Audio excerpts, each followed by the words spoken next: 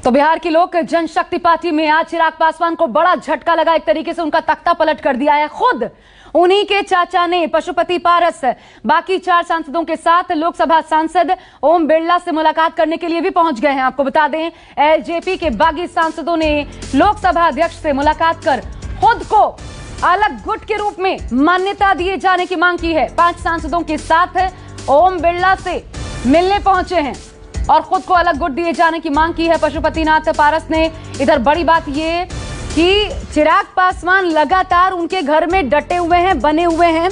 शायद वो ये चाहते हैं किसी भी तरीके से चाचा से मिलकर ही जाऊंगा, बात मनवा कर ही जाऊंगा, लेकिन इसका आभास पहले से था। देखिए तस्वीरें, ओम बिरला से मिलने के लिए, लोकसभा अध्यक्ष से मिलने के लिए पहले ही बाकी अन्य 4 सांसदों के साथ पहुंच चुके हैं पशुपति कुमार पारस। वहां पर वो मुलाकात भी कर चुके हैं, भेंट कर चुके हैं। अलग गुट के रूप में मान्यता दिए जाने की उन्होंने मांग भी की है। लेकिन अब आगे क्या होगा? क्या एलजेपी में अकेले रह जाएंगे चिराग पासवान? बड़ी बात ये, क्या मना पाएंगे? लेकिन ऐसा लगता नहीं कि अब मनाने का समय रह गया है, क्योंकि शायद पहले से ये पशुपतिनाथ पारस को समझ थी कि ऐसा किया जा सकता है, उनको मनाने की कोशिश कर सकते हैं खुद चिराग पासवान। ऐसे में उन्होंने देर नहीं लगाई। इस बात की इंफॉर्मेशन जैसे ही पहुंची चिराग पासवान तक, उनके ठीक पहले वो पहुंच गए ओम बिरला से मिलने के लिए बाकी अन्य सांसदों के साथ। इधर चिराग पासवान पशुपति पारस के घर उनका इंतजार अब भी कर रहे हैं। करीब 1 घंटे से ज्यादा का वक्त बीत चुका है। चिराग अपने चाचा पशुपति पारस के घर पर ही मौजूद है।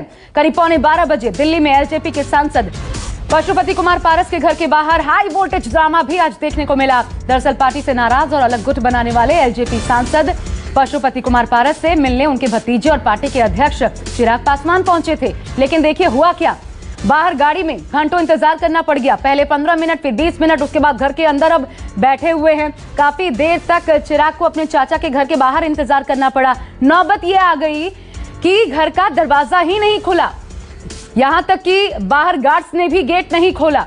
करीब 30 मिनट तक चिराग ऐसे ही इंतजार करते रहे, गाड़ी में बैठे रहे। 30 मिनट के बाद घर का किसी तरीके से गेट खोला, फिर चिराग पासवान घर के अंदर प्रवेश कर पाए। हालांकि पशुपति कुमार पारस घर पर मौजूद नहीं थे, लिहाजा चिराग को उनसे मुलाकात करने का मौका नहीं मिला। एक कदम आगे निकले इस रूप में कि पहले ही देखिए, हम आपको तस्वीरें भी दिखा रहे हैं, पहले ही ओम बिरला से मिलने के लिए बाकी अन्य 4 सांसदों के साथ पशुपति कुमार पारस पहुंच चुके हैं। इनमें प्रिंस राज, चंदन सिंह, बीना देवी, महबूब अली केशर, ये तमाम नाम हैं जो कि शामिल हैं सांसद और अब अलग गुट दिए जाने की मांग कर रहे हैं। इधर कयास ये भी लगाया जा रहा है कि क्या जेडीयू में शामिल हो जाएंगे। खबर ये भी सामने आ रही है कि क्या ये अगला कदम इस रूप में भी हो सकता है। लेकिन देखिए क्या क्या ये घटनाक्रम पूरा सियासी देखने को मिल रहा है। हम आपको तस्वीरें दिखा रहे हैं इस वक्त। इससे पहले पशुपति कुमार पारस ने यह भी कहा मीडिया के सामने आकर कि मैं पार्टी को तोड़ नहीं रहा हूं, पार्टी को बचा रहा हूं, पूरी तरीके से खत्म कर दिया चिराग पासवान ने पार्टी को, और ऐसे में मैं बचाने का काम कर रहा हूं। लेकिन चिराग पासवान ने आज चुप्पी साधे रखी, उनका चेहरा बिल्कुल नीचे किए हुए, या तीसरी तस्वीर जो देख रहे हैं इस वक्त, बिल्कुल नीचे चेहरा किए हुए चुपचाप घर में दाखिल हो गए। लाख सवाल मीडिया पूछती रह गई, लेकिन किसी सवाल का जवाब चिराग पासवान ने नहीं दिया। वो घर के अंदर दाखिल हो गए। अगला दाम उनके चाचा पशुपति कुमार पारस ने चल दिया। देखिए स्पीकर से मिले हैं और वहां पर अलग गुट के रूप में मान्यता दिए जाने की मांग की है। अब अलग गुट के रूप में मान्यता मिलती है तो अगला कदम क्या होगा? क्या जेडीयू का हिस्सा बन जाएंगे जैसा कि कहा जा रहा है, जैसी कि खबरें सामने आ रही है, या फिर कोई और स्ट्रेटजी होगी? चिराग पासवान का अगला कदम क्या होगा? ये तमाम चीजें अभी देखनी बाकी है। लेकिन पशुपति कुमार पारस के नेतृत्व में चिराग पासवान को छोड़कर एलजेपी के बाकी सभी 5 सांसद पार्टी से अलग हो चुके हैं। पशुपति पारस ने लोकसभा अध्यक्ष ओम बिरला को चिट्ठी भी लिखी थी। इससे पहले अलग गुट के रूप में मान्यता दिए जाने की मांग भी की है। बागी सांसद चिराग पासवान और उनके सलाहकार से लंबे समय से नाखुश थे। कई बार असंतोष जताने के बाद भी चिराग पासवान की ओर से सकारात्मक कदम नहीं उठाए जाने के बाद असंतुष्टों ने अब देखिए कदम क्या उठाया है, बड़ा फैसला लिया अलग होने का। दरअसल बिहार विधानसभा चुनाव में एक तरफा फैसले के समय से ही तमाम सांसद नाराज थे। एक तरफा फैसला यह था कि जेडीयू का पुरजोर तरीके से विरोध किया जाएगा।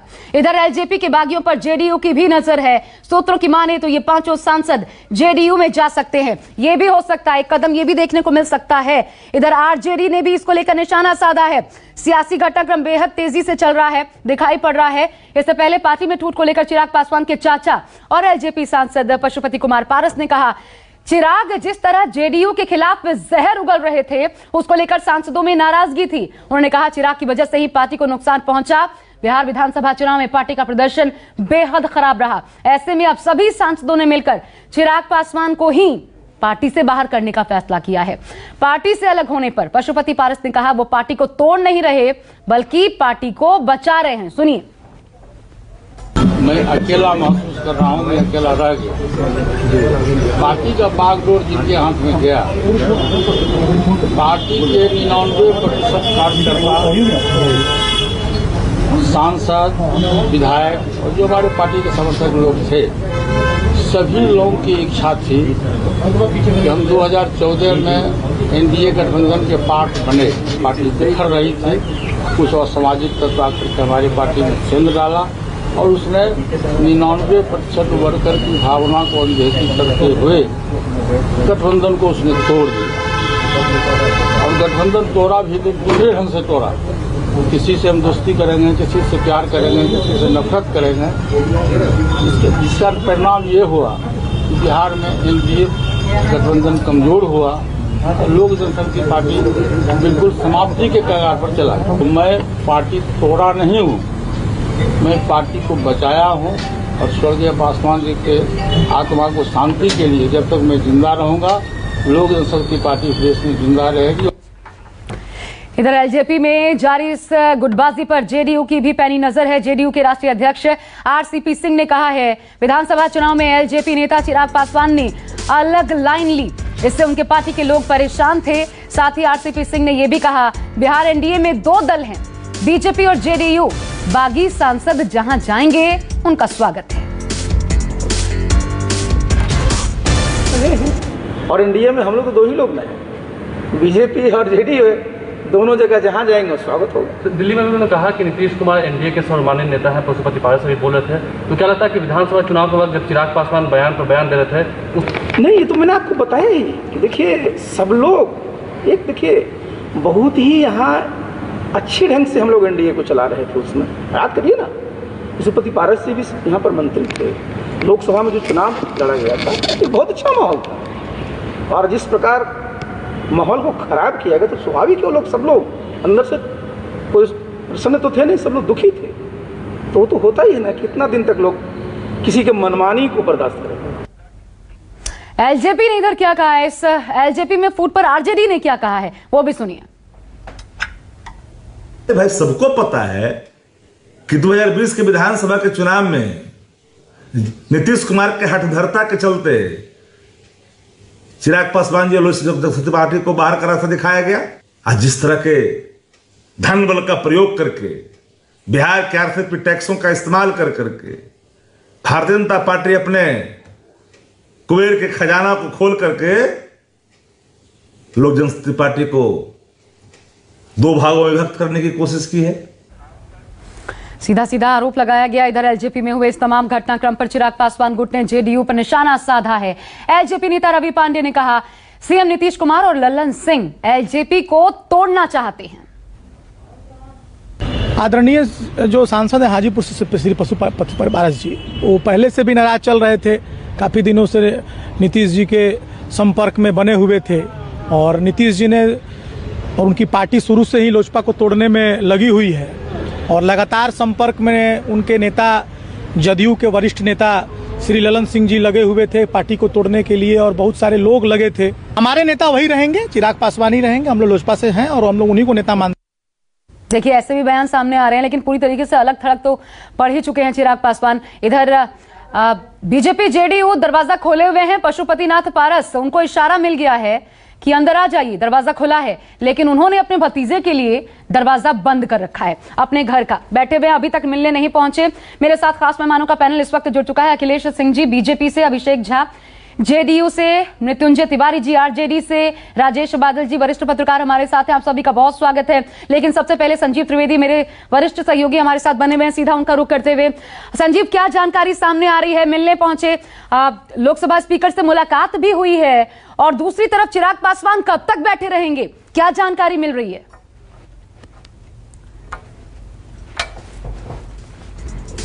कौन लोग हैं? अपने व्यवस्था दिल्ली का क्या हुआ, तो क्या लग रहा है? संजीव, आवाज मिल रही है आपको मेरी? चलिए, श्रवण जी क्या हुआ? बिना मुलाकात किए दिल्ली से बिना मुलाकात किए गए और चिराग पासवान क्या हुआ? आपके राष्ट्रीय अध्यक्ष देखिए, चिराग जी आए थे और अपने चाची से मिल के गए हैं। और हमारे जो इस आवास में यह 18 राजेंद्र प्रसाद रोड है, इसमें पारस बाबू और प्रिंस जी दोनों रहते हैं, चचा बते दोनों सांसद हैं, और दोनों कहीं बैठक चल रही है, वो आए थे। चाचा से नहीं मुलाकात हो पाई। तो स्पीकर से मिल लिए, 5 सांसद अलग भी। हाँ, तो क्या तो चिराग पासवान अध्यक्ष अब नहीं रहे? अब अभी तो अध्यक्ष वो हैं लोकसभा में, सदन के नेता, संसदीय दल का नेता। लोकसभा में कल ही 5.5 सांसदों ने ओम बिरला जी को लिख के दे दिया तो कि क्यों अलग कर दिया आपने चिराग पासवान को? देखिए, 99% कार्यकर्ताओं की इच्छा, अपेक्षा और आकांक्षा थी कि पारस जी बागडोर संभाले, और 2020 का जो चुनाव अकेले लड़ने का फैसला था, नीतीश तेरी खैर नहीं, मोदी से बैर नहीं, इसको किसी ने नहीं सराहा। तो दिल भी बट गया क्या? दल भी नहीं, दिल भी बट गया क्या? नहीं, दिल नहीं बता है, ना परिवार बता है, लेकिन पार्टी में करोड़ों लोग हैं, उससे बड़ा परिवार है पार्टी। तो करोड़ों लोग का जो अपेक्षा और आकांक्षा था कि चिराग जी संभाले, रामविलास पासवान जी ने जिस बुनियाद, जिस नींव को रखा था, उस इमारत का नींव हिले नहीं, डुले नहीं, पार्टी बिखर रही थी। तो आप लोग अब जेडीयू में शामिल होंगे? नहीं, लोजपा अपने अस्तित्व को पूरी तरह से बरकरार रखेगी। चलिए, तो ये कहानी है कि देखिए,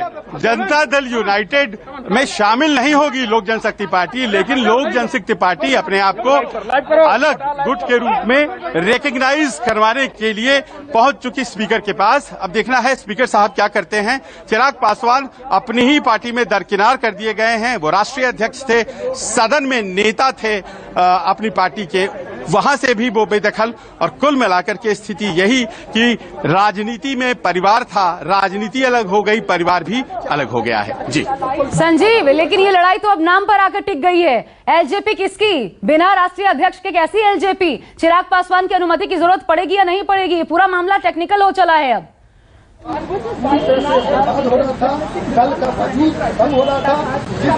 देखिए, जाहिर है टेक्निकल है ये मामला, लेकिन वर्क अराउंड किया जाता है, ठीक उसी प्रकार यहां वर्क अराउंड किया जा रहा है। फिलहाल 6 सांसदों में से 5 सांसद जो हैं, उन्होंने अपने आप को अलग गुट के रूप में मान्यता दिलवाने के लिए स्पीकर के पास गुहार लगा दी है। और जैसा कि नियम कहता है, अलग कर दिए जाएंगे वो, और ओरिजिनल लोक जनशक्ति पार्टी उन्हें मान लिया जाएगा। इसमें बहुत ज्यादा संदेह की बात नहीं है। अब ये ब्रेकअवे ग्रुप रहेगा, जिसके कि अध्यक्ष भी हैं इस वक्त फिलहाल चिराग पासवान। आगे क्या होता है ये देखना पड़ेगा।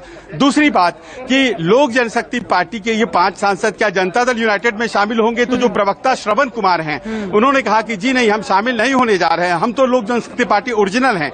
यानी कि अब परिवार में लड़ाई होगी कि आखिरकार ओरिजिनल लोक जनशक्ति पार्टी किसके पास है? वो चिराग पासवान के पास है, या फिर पशुपति पारस और 4 सांसद और वो बाकी के जो लोग हैं उनके पास है? ये दूसरी लड़ाई होगी।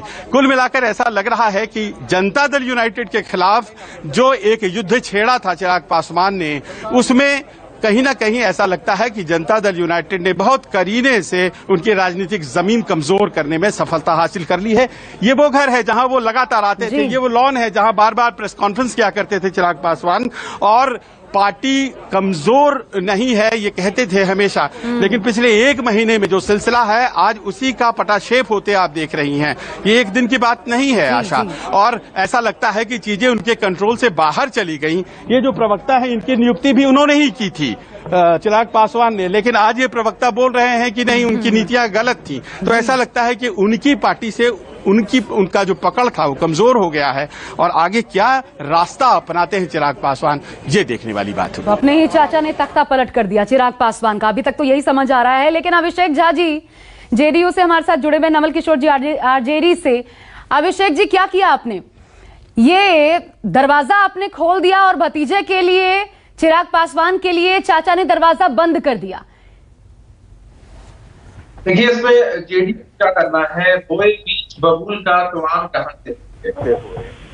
जैसा बीज आप लगाते हैं ठीक उसी प्रकार से पौधा और फसल आपके सामने आती है।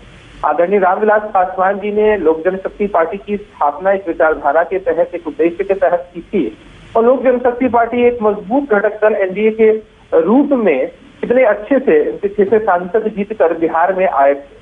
लेकिन अति महत्वाकांक्षा कह लीजिए और नकारात्मक राजनीति का परिचय चिराग पासवान जी ने दिया था। आमतौर पर कोई भी राजनीतिक पार्टी जब किसी चुनाव में जाती है तो किसी विचारधारा के साथ या विचारधारा के खिलाफ चुनाव लड़ती है, लेकिन चिराग पासवान जी की नीयत सिर्फ यही थी कि किस तरह से एक विशेष व्यक्ति को डैमेज किया जाए, विशेष पार्टी को डैमेज किया जाए। और मालूम चला कि एक चिराग घूम रहा था लालटेन जलाने के लिए और खुद का बंगला ही जलकर खाक हो गया। चिराग पासवान जी और उनकी पार्टी का जो राजनीतिक अस्तित्व है वो खतरे में चला। नीतीश कुमार पर सवाल उठाना इतना ज्यादा खराब लग गया कि आप लोगों ने पार्टी ही तोड़ दी। देखिए, ये तो आपका परसेप्शन है, ये सवाल जो आप पूछ रहे हैं वो सवाल भी गलत है। ये उनका आंतरिक मामला है। सबसे पहली बात कि लोक जनशक्ति पार्टी का यह आंतरिक मामला है कि उनके 6 में से 5 सांसद एक गुट बनाकर ओम बिरला जी से जाकर मिलते हैं और अलग पार्टी की मान्यता की बात करते हैं, उनका आंतरिक। लेकिन जहां तक बुगाहट होती है ना भाई, हम लोग भी राजनीतिक व्यक्ति है, सामाजिक सार्वजनिक जीवन में रहते हैं, तो इन बातों को समझ पाते हैं कि चिराग पासवान जी की गलत नीति की वजह से उनके पार्टी के राजनीतिक अस्तित्व पर खतरा आया। और बहुत लंबे समय से हम सब देख रहे हैं कि उनके पार्टी के नेता और कार्यकर्ता लगातार दूसरी पार्टियों में जा भी रहे हैं। तो इस विषम परिस्थिति में वो अपनी पार्टी को संभाल नहीं पाए और अब उनके चाचा आगे आए हैं। उन्होंने भी अपना बयान साफ साफ दिया है कि भाई चिराग पासवान जी की गलत नीतियों की वजह से एनडीए को डैमेज भी हुआ। तो इसमें क्या है, बिहार की जनता भी देख तो समझ रही थी। अखिलेश जी, ठीक है, उन्होंने एक गलत फैसला जनाधार तो खो ही दिया चिराग पासवान ने, बिहार में कोई बचा नहीं है ऐसा लगता है उनका। लेकिन अखिलेश जी, ये बताइए किसके साथ हैं आप? चिराग पासवान से नाराजगी तो थी, लेकिन हम चिराग पासवान खुद को हनुमान बताते हैं प्रधानमंत्री नरेंद्र मोदी का, तो ये थोड़ी सिंपैथी उनके साथ है या फिर आप बगावती गुट के साथ हैं? नहीं, अभी जो स्थिति स्पष्ट है, इसमें एनडीए के साथ ये पशुपति पारस जी के साथ सांसद, हम किसके साथ ये विषय नहीं है, ये सांसद एनडीए के साथ है। और जो विधानसभा का चुनाव था उस चुनाव में भी क्या हुआ तो हमने देखा है, हमने भी कई सीट हारा है। हो सकता था ये हमारा ये नंबर ज्यादा होता, हम बिहार की नंबर 1 पार्टी होते, अगर कुछ सीट हम बहुत कम मतों से हार गए थे, इसका भी दर्द हमें है। सर, मैं आपको सुन नहीं पाई ठीक तरीके से, एक बार फिर बताइएगा। एनडीए एलजेपी एनडीए के साथ है और कौन सी एलजेपी? चिराग पासवान वाली या पशुपति कुमार पारस? एलजेपी एनडीए में है, लेकिन मैं ये बात जरूर कहना चाहूंगा कि आज बिहार की राजनीति का एक महत्वपूर्ण पार्टी एनडीए में खुलकर साथ है और ये एनडीए को आगे बढ़ाने के लिए, बिहार के विकास के लक्ष्य के लिए, देश के विकास के लक्ष्य के लिए काम कर रहा है। हाँ, ये जरूर है कि आज उन लोग के लिए बहुत बुरा समाचार है, बहुत ही आज वो लोग विचलित होंगे जो लोग एनडीए को तोड़ना चाहते थे, बार बार कहते थे कि एनडीए में कुछ हो जाने वाली है, बार बार ये स्वप्न देखते थे कि हम बिहार में खुशी पालेंगे, सत्ता पालेंगे और सत्ता के दुरुपयोग से हम अपना घर भर लेंगे। ऐसे लोगों के लिए आज बुरी खबर है, एनडीए लगातार मजबूत होता जा रहा है और प्रतिबद्धता के साथ बिहार और देश के विकास के लिए आगे बढ़े। बिना चिराग एलजेपी मंजूर, यानी एलजेपी जो पार्टी है जिसको लोकसभा अध्यक्ष मान्यता देंगे वो एनडीए में है और एनडीए में रहेगी, एनडीए में उसका स्वागत है और ये सभी इस संकल्प के साथ कि बिहार और देश का विकास हो काम करें।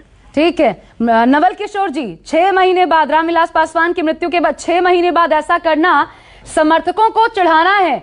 आरजेडी ने सीधे सीधे जेडीयू को इसके लिए जिम्मेदार ठहराया है।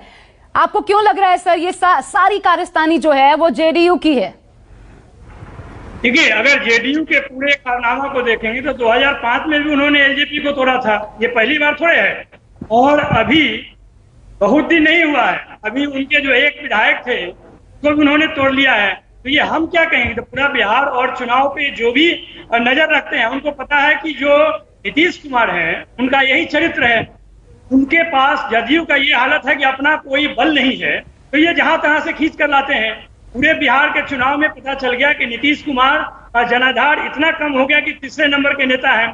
और बीजेपी की इतनी मजबूरी है कि 30 साल में उनके पास कोई चेहरा नहीं है, मजबूरी में नीतीश को ही चेहरा मानकर काम चलाना पड़ रहा है। तो ये तो सच्चाई है एनडीए की। दूसरी बात यह है कि एलजेपी तो पहले भी एनडीए में था, आज भी एनडीए में है। उसको वो चाहे भाजपा के साथ रहे चाहे जदयू के साथ रहे, अभी फिलहाल तो जो नजर आ रहा है वो तो वहीं पे है। आरजेडी एक मजबूत विपक्ष के रूप में जो भी सत्ता के लोभी लोग बिहार में शासन कर रहे हैं और पूरे कुशासन को अंजाम दे रहे हैं, तो चाहे पूरा कोविड के समय हो, महामारी के समय हो, या शिक्षा हो, स्वास्थ्य हो, हर क्षेत्र में जो कमियां हैं, जो रिक्तियां हैं, जो बदहाली है, उसको उठाने का काम कर रही है। जितना गुंडागर्दी है, तानाशाही है, हत्या है, अपराध है, उसके खिलाफ आवाज उठाते रही है। ये तो एक मजबूत पक्ष के रूप में काम कर रही है। और आपको मालूम ही है कि सत्ता दोनों से चलता है, पक्ष और विपक्ष से। आज के डेट में पक्ष से ज्यादा मजबूत विपक्ष है, वो पूरा देश जानता है। और यह केवल देश ही नहीं जानता है। अखिलेश जी, आपके सवालों का जवाब देना चाहते हैं, आपने जो कहा है उस पर अखिलेश जी जल्दी से, दूसरों को तोड़कर खुद को मजबूत करना है ना कि ये मजबूत विपक्ष के रूप में, कहाँ विपक्ष की भूमिका के रूप में आरजेडी बिहार के अंदर है। बिहार के अंदर आरजेडी अपनी भूमिका समझ ही नहीं पा रही है। वो लगातार इस प्रयास में है कि हम भूमिका क्या है, आप तो आजीवन 30 साल से लड़के बने हुए हैं। यही बीजेपी की औकात है और पहचान है, इसमें कहने की क्या जरूरत है। बीजेपी के पास तो एक चेहरा भी नहीं है, इससे ज्यादा हास्यास्पद क्या हो सकता है। आप कहते हैं जदयू के प्रवक्ता कह रहे हैं कि चिराग आप दोनों बोले खेल खराब किया। एक तरफ, 1 मिनट बस 30 सेकेंड, अगर एक तरफ नरेंद्र मोदी कह रहे थे कि नीतीश कुमार हमारे चेहरे हैं, दूसरे तरफ कहते चिराग पासवान नीतीश कुमार का विरोध कर रहे थे, तो इसका मतलब तो ये है ना कि बिहार की जनता ने चिराग पासवान को सुना और नरेंद्र मोदी को नहीं सुना और नीतीश कुमार को तीसरे स्थान पे कर दिया। आप इन चीजों को समझने का कोशिश कीजिए कि जो परजीवी और उपाश्रित होकर राजनीति करते हैं वो ज्यादा दिन तक नहीं टिकते हैं। मैं एक बार सौरभ कुमार का रुख करना चाहती हूँ। मेरे साथ मेरे सहयोगी पटना से इस वक्त मौजूद है, वहां पर क्या चल रहा है इस वक्त सियासी सरगर्मी। सौरभ, क्या प्रतिक्रियाएं हैं? दरवाजे क्या जेडीयू ने अपने खोल रखे हैं इन सांसदों को शामिल करने के लिए? क्या यही तैयारी है अब?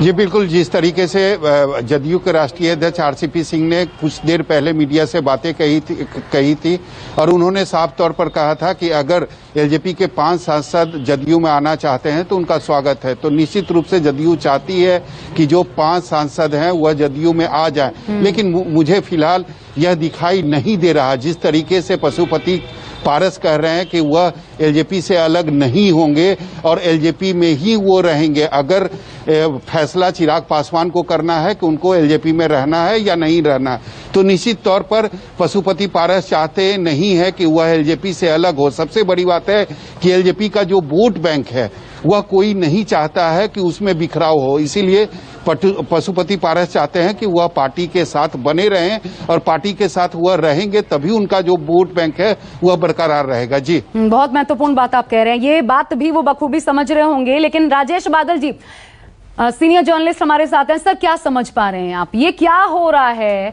अंदर खाने, ये किसकी रचना जो इस वक्त कहानी के रूप में सामने आ रही है, क्या लग रहा है आपको?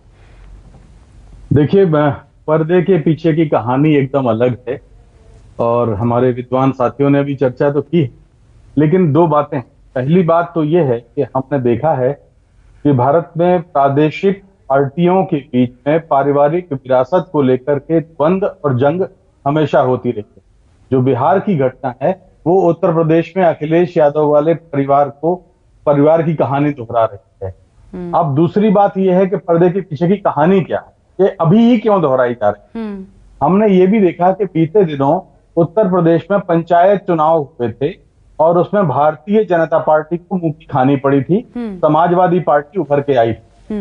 बिहार में अभी 15 जून को पंचायत चुनाव ड्यू हैं, कार्यकाल बढ़ाया नहीं गया है, तो पहले कोविड के नाम पर और उसके बाद मानसून के नाम पर अब आगे जुलाई में कराने की उसका वादा किया गया है। अब अगर चिराग पासवान अपनी पार्टी अलग वोट बैंक के साथ जाते हैं, वो एनडीए के साथ नहीं जाते हैं, तो भारतीय जनता पार्टी को या नीतीश कुमार को फिर झटका लगेगा। तो इसलिए अब वो चाहते हैं, या भारतीय जनता पार्टी चाहती है, जो कि भारतीय राजनीति की का एक चरित्र है कि छोटी मछली बड़ी मछली को खाती है। तो नीतीश कुमार तो समर्पण कर चुके हैं, लेकिन अब चिराग पासवान के पास रामविलास पासवान का उत्तराधिकार है, और वो जो वोट बैंक है, जो बिहार की जो जातिगत और सामाजिक व्यवस्था है, उसमें असली उत्तराधिकारी चिराग पासवान ही है। पशुपति पारस तो भाई की बदौलत सांसद बने थे, तो पार्टी के बगैर पशुपति पारस का कोई अस्तित्व नहीं है, इसलिए वो पार्टी को तो नहीं छोड़ेंगे, चिराग पासवान को अलग अलग करने की कोशिश करेंगे। लेकिन कैसे सर, पूरा संगठन अगर पशुपति कुमार पारस के साथ, ये तमाम सांसद उनके साथ है, प्रदेश में कोई विधायक तो है नहीं अब, तो जब सब कुछ उनके पास है तो फिर चिराग पासवान का अस्तित्व कहाँ रह जाता है? वो अब तो ये उन पर डिपेंड करता है कि वो रहना चाहते हैं कि नहीं रहना चाहते, नहीं तो बाहर का रास्ता तो खुला है उनके लिए। जो मैं इस कहानी का दूसरा पक्ष ये है कि देखिए, नीतीश कुमार ने पहले तेजस्वी को हटाया था। तेजस्वी एक नौजवान है, 2 पीढ़ियों के द्वंद्व की घटना अभी पुरानी मतलब ऐसा है कि लगातार चल रही है। चिराग पासवान लगातार नीतीश कुमार की आलोचना इसलिए करते रहे हैं क्योंकि उन्हें अपनी पार्टी का, लोजपा का वोट बैंक सुरक्षित रखना है। बार बार मैं कह रहा हूं, पशुपति पारस और उनके सारे लोग जो साथी हैं, नए सांसद जो अभी समय सांसद हैं, उनकी बहुत लंबी पॉलिटिक्स नहीं है, बुझते दिए हैं, मैं साफ कह रहा हूं। तो वो जितना सत्ता की मलाई चाटने के लिए आतुर हैं, उत्सुक हैं, वो करना चाहते हैं और एनडीए में जाना चाहते हैं, एनडीए के साथ देना चाहते हैं। चिराग पासवान ने कभी भी प्रधानमंत्री मोदी की आलोचना नहीं की है, लेकिन नीतीश कुमार की अगर वो आलोचना नहीं करेंगे तो चिराग पासवान की अलग पॉलिटिक्स होगी क्या? तो नीतीश कुमार की भलाई इसी में है कि चिराग से अलग कर दें, जिस तरह से तेजस्वी को अलग किया, इसी तरह से चिराग के बगैर वो इस पार्टी को अपने अंदर ले आए। लेकिन ये मुझे लगता है कि कभी कभी जो, जैसे कि मैं अक्सर कहता हूं कि राजनीति में, सियासत में जो तीर आप दूसरों के लिए चलाते हैं वो उलट के आपके ऊपर भी लगते हैं। तो अब देखते हैं कि पंचायत चुनाव के मद्देनजर जो इस समय भारतीय जनता पार्टी ने गेम प्लान किया है, वो एक बहुत उसके जो परिणाम आएंगे वो कैसे आएंगे, ये देखने वाली बात होगी। और दूसरी चीज ये कि भारतीय जनता पार्टी के पर आरोप लगातार लगने लगे थे कि वो अपने सहयोगी दलों को साध के नहीं रख पा रही है। हमने देखा था कि अमित शाह से अभी अनुप्रिया पटेल मिली थी अपना दल वाली उत्तर प्रदेश में जाके। अब इस तरह से वो 5 सांसदों को जोड़कर ये एक नया संदेश देना चाहते हैं कि वो अपने सहयोगियों को वापस इकट्ठा करना चाहते हैं, क्योंकि पिछले चुनाव में लोजपा उनके साथ नहीं थी।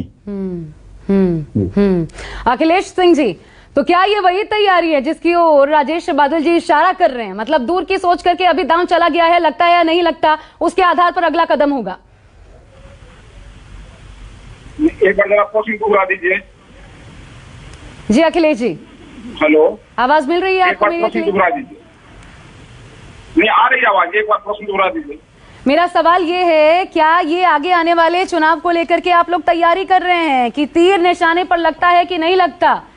यानी दरवाजे तो खुले हैं, मिल गए तो ठीक, नहीं मिले तो फिर क्या नुकसान के लिए तैयार है? एक अलग धड़ा जो एलजेपी का है वो एज इट इज अगर बरकरार रहता है तो?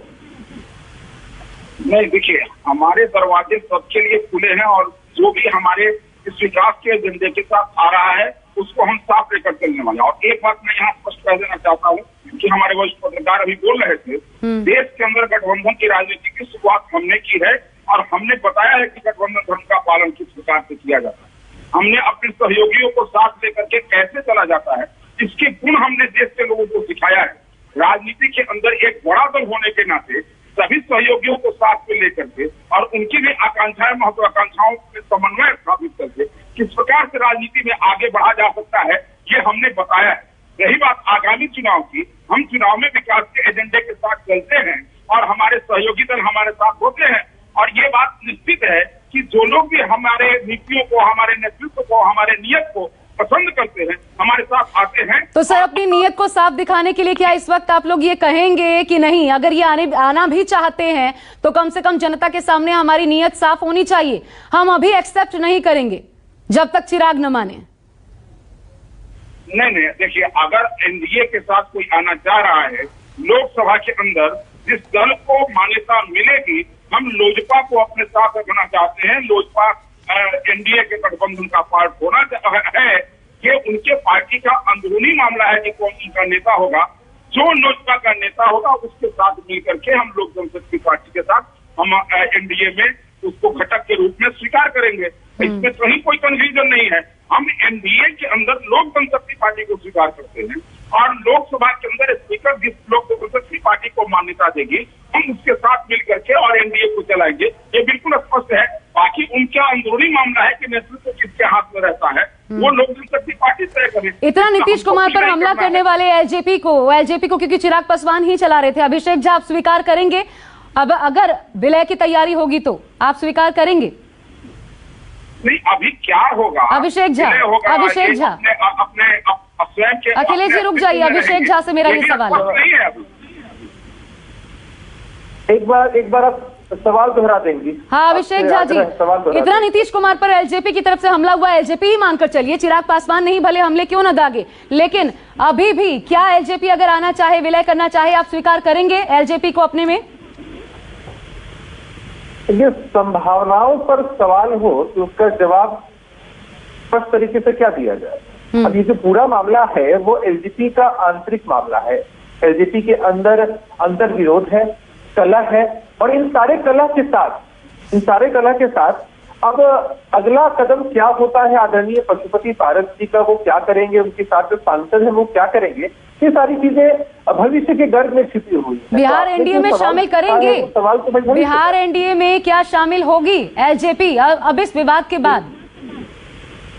देखिए, मैं आपको एक बात स्पष्ट तरीके से बताऊं कि लोक जनशक्ति पार्टी एनडीए से बाहर है और एनडीए में आने वाले समय में कौन केंद्र में तो है, शामिल होगा? केंद्र में तो है अभिषेक जी। आप देखिए, केंद्र में उनके सांसदों ने समर्थन दिया है एनडीए को, और केंद्र में अब वो आगे होंगे नहीं होंगे, ये केंद्र का सबसे बड़ा घटक दल भाजपा, उनको डिसाइड करना होता है। हाँ। और जो उनके 5 सांसद अलग हुए हैं वो अलग होकर डिसाइड करेंगे कि उन्हें क्या करना है या नहीं करना।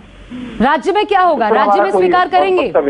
राज्य में साथ मिलकर चलना स्वीकार करेंगे? बाहर है, नहीं, राज्य स्वीकार करने की बात कहाँ होती? राज्य में वो ऑलरेडी बाहर है, राज्य में चुनाव हो चुके हैं, आदरणीय नीतीश कुमार जी के चेहरे पर एनडीए को मैंडेट जनता ने दे दिया है, एनडीए विकास कार्यों में लगी हुई है, तो राज्य में इस सवाल का कोई औचित्य ही नहीं है, वो ऑलरेडी बाहर ही है। चलिए मेरे पास वक्त इतना ही था, मैं माफी चाहूंगी नवल किशोर जी आपके पास नहीं आ पाई, लेकिन आप सभी का बहुत बहुत शुक्रिया हमारे साथ जुड़ने के लिए। तो ये आज सियासी ड्रामा या पारिवारिक ड्रामा कह लीजिए देखने को मिल रहा है। दिल्ली में अब अगला कदम क्या होता है पशुपति कुमार पारस का, ये देखना होगा, क्योंकि डिपेंड इसी पर करता है। अब निकल चुके हैं घर से चिराग पासवान, हर एक खबर पर नजर है, आप तक पहुंचाते रहेंगे। एक ब्रेक के बाद लौट रहे हैं वापस।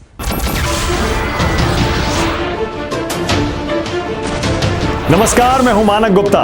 अगर आपको हमारा ये वीडियो पसंद आया हो तो इसे लाइक और शेयर जरूर करें, और हां, हमें सब्सक्राइब और फॉलो करना ना भूलें ताकि आप देश और दुनिया की कोई खबर मिस ना करें।